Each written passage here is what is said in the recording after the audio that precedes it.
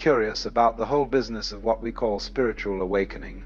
People come to me and they say, "Alan, what is it that these awakened people see? What do they know that I don't know?" And I have to laugh, because the question itself reveals the very predicament we're in. You see, the spiritually awake person doesn't see something that isn't there. They don't have access to some special realm that's hidden from ordinary mortals. No, no, no. What they see is what's right in front of everyone's nose. Only they see it without the filtering, without the commentary, without the constant chattering interference of what we call the ego. Let me put it to you this way. Imagine you're looking at a tree. Now, most of us don't really look at the tree at all. We look at the word tree. We look at our concept of treeness. We think, oh yes, that's a tree. I know what trees are. Maple, oak, useful for lumber, nice for shade, produces oxygen. And we've completely missed the tree. We've substituted the menu for the meal, the map for the territory. The awake person looks at that same tree and sees it directly, without the verbal interference. They see the actual suchness of it, the isness of it, the extraordinary intricate dance of light and shadow and form that's happening right there. And suddenly, that tree is the most marvelous thing in the universe. It's not that they're seeing something extra. They're seeing what's actually there when you remove what's extra, what's been added by the conceptual mind. Now, here's where it gets really interesting. Most people are walking around in a kind of trance. They're hypnotized by words, by concepts, by their own thoughts. They think that their thoughts about reality are reality. It's as if someone spent their entire life looking at photographs of the ocean and thought they knew what the ocean was. Then one day, they go to the beach, and they wade in, and the waves crash over them, and they say, "Good God, this is nothing like the photographs." That's what awakening is like. It's the difference between the photograph and the actual experience. And the curious thing is, everyone has had moments of this. Everyone has had those experiences where suddenly the world becomes vivid and alive and immediate. Perhaps you've had it in moments of great danger, or great beauty, or great love. Suddenly, the thinking stops, and there's just this extraordinary presence of reality. Children have this naturally. Watch a child discovering a puddle or a butterfly, or their own hands. They are completely absorbed, completely present. They haven't yet learned to substitute concepts for experience. But then we educate them. We civilize them. We teach them to live in their heads, to live in the past and the future, to live anywhere except here and now. And gradually, that direct seeing fades away. And they join the rest of us in this collective trance. The spiritually awake person has somehow broken this trance. Perhaps through meditation, perhaps through some crisis or shock, perhaps through philosophical inquiry, it doesn't really matter how. What matters is they've realized that the way they've been taught to experience reality is only one way, and not necessarily the most accurate way.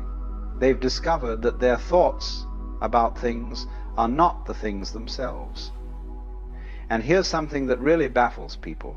The awake person sees that there is no separate self in the way we usually think of it. Now, I'm not saying they don't exist or that you don't exist. What I'm saying is that this feeling we have of being a separate ego, locked inside a bag of skin, totally separate from the rest of the universe, that feeling is a fiction. It's a very convincing fiction, mind you, but a fiction nonetheless. You see, we've been taught to identify ourselves with this little voice in our head, this internal narrator that's constantly commenting on everything. I like this, I don't like that. I'm worried about this, I'm hoping for that. And we think that little voice is us. But the awake person has realized that they're not that voice. The voice is something that happens within their awareness, but it isn't what they fundamentally are. Think about it this way. You can be aware of your thoughts. You can watch them come and go. So if you can observe your thoughts, you can't be your thoughts, can you? That which observes is not the observed. The awake person has discovered that they are the awareness in which everything arises, thoughts, feelings, sensations, the whole world. They're not a thing inside the universe. They are the consciousness in which the universe appears. Now, this isn't some sort of grandiose delusion. It's not about thinking you're God in some egotistical sense. It's quite the opposite. It's the dissolution of the ego. The realization that what you really are is much more fundamental than this little character you've been playing, this role with your name and your history and your ambitions. The awake person sees through what I call the skin-encapsulated ego. They realize that the boundary between inside and outside, between self and other, is conventional, not absolute. When you breathe in, the air becomes you. When you breathe out, you become the air. When you eat an apple, the apple becomes you. Where do you end and the world begin? The line is arbitrary. We draw it for convenience, but nature knows no such line. And when you really see this, when you really get it in your bones, not just as an intellectual idea, but as a direct perception, everything changes. You realize that you're not a stranger in the universe. You're not some cosmic accident, some little flash of consciousness that somehow got lost in a mechanical, meaningless cosmos. No, you're an expression of the whole thing, just as a wave is an expression of the ocean. This brings us to something else that spiritually awake people see, which is the unity of all things, not unity in some vague, mystical sense, but the actual literal fact that everything is interconnected, that everything arises together. You can't have up without down, that everything arises together. You can't have up without down. You can't have inside without outside. You can't have self without other. You can't have life without death. These things don't exist separately and then come into relationship. They're aspects of a single, unified process. Most people see the world as a collection of separate things that occasionally interact. They see themselves as one thing, and everything else as other things. But the awake person sees that this is like saying the crest of a wave is separate from the trough. They're different aspects of one movement, one wave. In the same way, all the apparently separate things in the universe are different aspects of one happening, one cosmic event. And this changes everything about how you live. When you see that you're not separate from the world, you can't help but treat it differently. Harming others becomes like cutting off your own hand. It's obviously against your interest because they're not really other in the way you thought. This isn't morality imposed from outside. It's simply intelligent self-interest, once you understand what yourself actually is.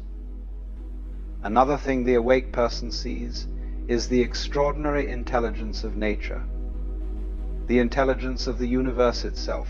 You see, we've been taught to think that consciousness is something unusual, something that only happens in human brains, and maybe in animal brains. Everything else is supposed to be dead, mechanical, unconscious. But this is a very strange idea if you think about it. How did conscious beings emerge from an unconscious universe? How did intelligence arise from stupidity? It's like saying you can get blood from a stone or apples from a brick wall. The awake person realizes that consciousness must be fundamental to the universe, not something that appeared as an afterthought. The universe must be intelligent in its very nature, or intelligence could never have appeared within it. Look at your own body. You don't consciously beat your heart or digest your food or fight off infections or grow your hair. All of that happens spontaneously, intelligently, without any deliberate effort on your part. The same intelligence that grows grass from the soil and turns caterpillars into butterflies, that intelligence is what's beating your heart right now. You're not doing it. It's doing you. The awake person sees that they're not controlling their life in the way they thought. The ego doesn't actually do anything. Thoughts arise spontaneously. Actions happen. The sense of being a controller, a separate agent making decisions, that's just another thought arising in the stream of consciousness. In reality, you're being lived by the universe, just as a wave is being waved by the ocean. Now, this might sound terrifying at first. People think, if I'm not in control, then what? Am I just a puppet? Do I have no free will? But this is still thinking in terms of separation, of me versus the universe. What the awake person realizes is that the controller and the controlled are one. The universe isn't forcing you to do anything. You are what the universe is doing at this particular point in space and time. When you see this, there's a tremendous relief, a tremendous letting go. All that anxiety about whether you're doing the right thing, making the right choices, living your life correctly, it falls away. You realize you can't make a mistake because you're not separate from the process. You can't do anything other than what you do because you're not separate from the power that's doing it. This doesn't make you passive or irresponsible. It makes you spontaneous, natural, free. The spiritually awake person also sees through the illusion of time in a very profound way. We think of time as this river flowing from past to future, and we think we're being carried along in it. But actually, there is only now. The past is a present memory. The future is a present anticipation. Both exist only as thoughts occurring now. The awake person lives fully in the present moment because they see that's the only place life ever actually happens.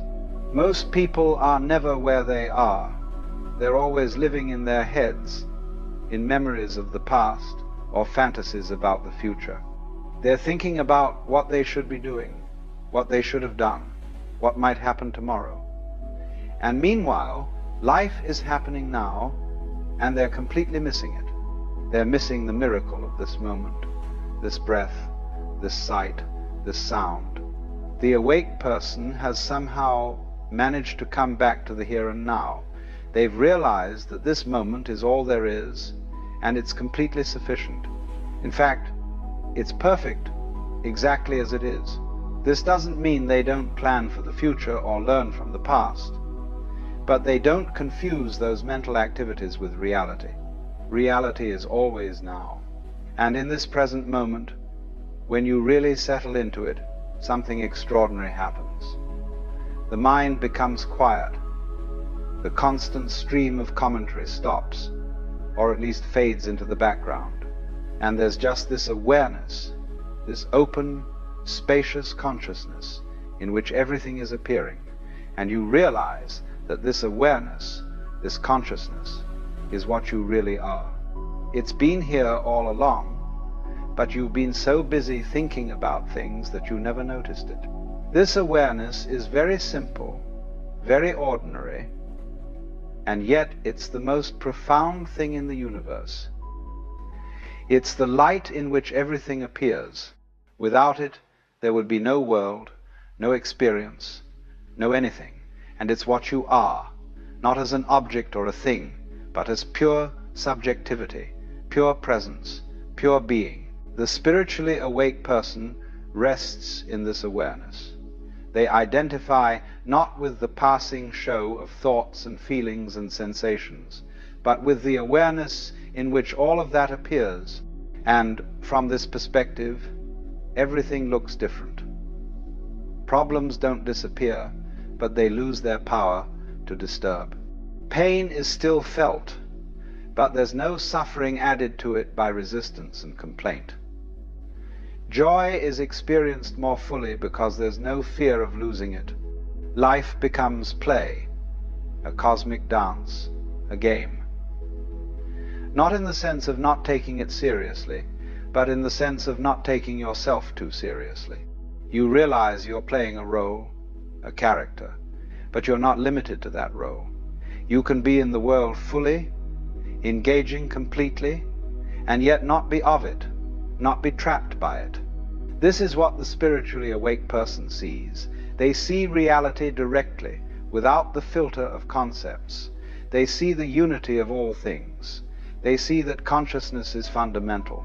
They see that there is no separate self. They see that all there is now.